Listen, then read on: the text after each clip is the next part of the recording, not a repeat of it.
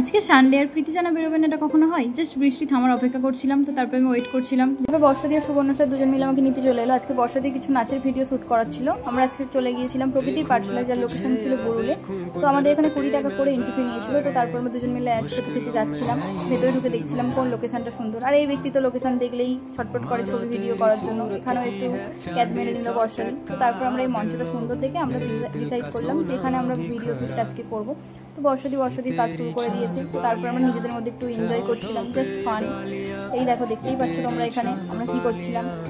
তারপরে আমরা ওখান থেকে বেরিয়ে এলাম। বেরিয়ে আস্তে আস্তে দেখছিলাম দুই ব্যক্তিতে প্রেম করছে। তো আমি আর কি করবো, সিঙ্গেল মানুষদের প্রেমটাকেই দেখছিলাম। তারপর আমরা ওখান থেকে বেরিয়ে গেছিলাম। আর এনাদের তো প্রেম করার শেষ নেই। তো তারপর বর্ষাদিন নাচ করে খুব জল তেষ্টা পেয়ে গেছিলো। তো আমরা জল আর ফুটি খেয়ে নিচ্ছিলাম, একটু ওখানে দাঁড়িয়ে দাঁড়িয়ে একটু এনজয় করছিলাম। তারপর ওখান থেকে চলে গিয়েছিলাম একটু রায়পুর নদীর ধারে, মনে হলো। তো তারপর বর্ষাদি আমরা রান্নাঘরে চলে গিয়েছিলাম মাটন কষা করতে। বর্ষাদির হাতের ইয়ামি টেস্টি টেস্টি মাটন কষা। তো তারপরে এখানে প্লেটে করে সব রকম সাজিয়ে দেওয়া হয়েছে। কি কি আছে আপনারা দেখতেই পাচ্ছেন। আমরা কি বলি, কিসের জন্য এত দাঁড়ান ওয়েট করুন। এই যে আমাদের কিন্তু আমরা যাচ্ছিল আজকে বার্থডে।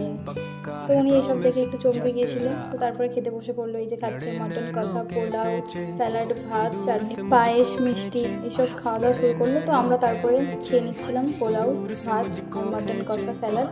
তারপরে কি একটু রং করছিলাম করে। এবার গুড নাইট, টাটা, বাই।